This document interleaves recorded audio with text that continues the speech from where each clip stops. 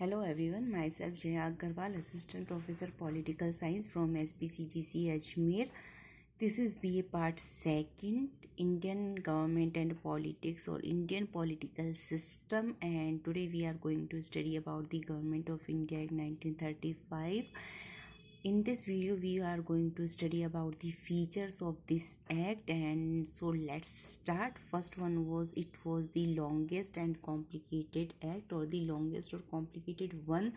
That act was passed by the British government and it consists 451 articles, and the reason behind this, that why this act was so is considered as the longest and complicated one, because there was a political awareness among the Indians, and therefore it was the British government was compelled to transfer the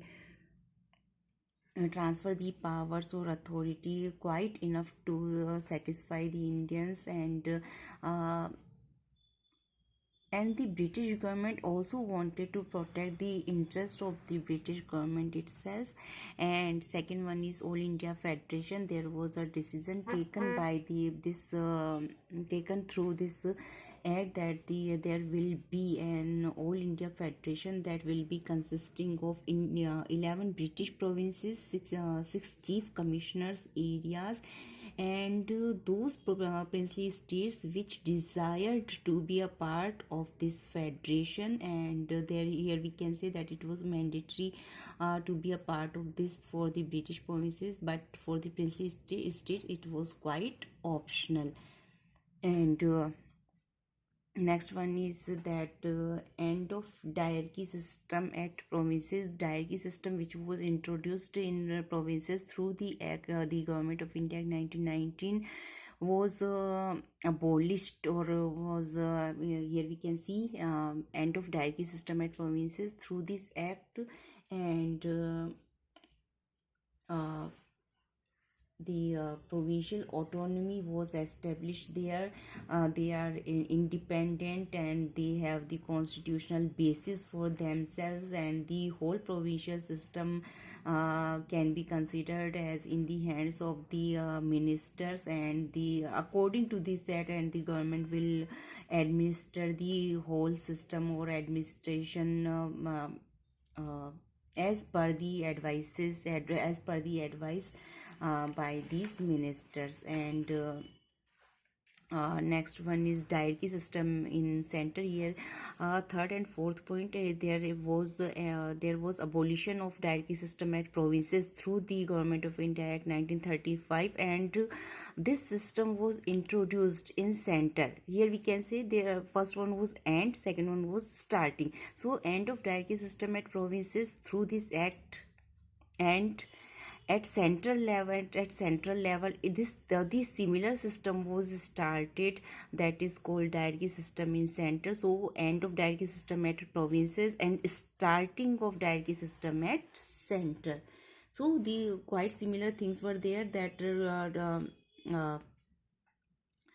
subjects were divided in two parts, like transferred, and second one was here we have seen in the Government of India at 1919 that the subjects were divided in two parts. First one was the reserved half, second one was transferred half. Next one was number of members in central legislature was increased, and bicameral legislature was there. So in the central legislative assembly, the number that was the lower house, and the number of this assembly was 375, and center of and council of states, that was the upper house, and it had a number of members that was 260. And next one is division of powers between the federation and the provinces. So four lists were there. First one was federalist, that had 59 subjects, and the central government had the right to make laws on these subjects. Second one was provincial list, that consists of 54 subjects of the regional of the subject that were quite of importance of regional, or we can see that was regarding the provinces, and like education, health, justice, police, etc. And next one was concurrent list was there, that consists of 36 subjects, and the center and the provinces both had the right to make laws for these subjects, and if there will be any dispute, the central law uh, will be considered as valid. And next one, last one was residuary powers, and residuary powers were in the hands of the governor general, and he had the right that the center or the provinces who will make the laws over these subjects on the subjects. And next one is there was lack of preamble for this act, and therefore the British government decided to add the preamble of the Government of India Act 1919, to add in this the Government of India Act 1935, so that the Indians will have the same idea that they are still a part of the British Empire. Next one was abolition of Indian Council was there, and next one is supremacy of British Parliament remained unchanged. And so that's all for today from my side. Thank you very much.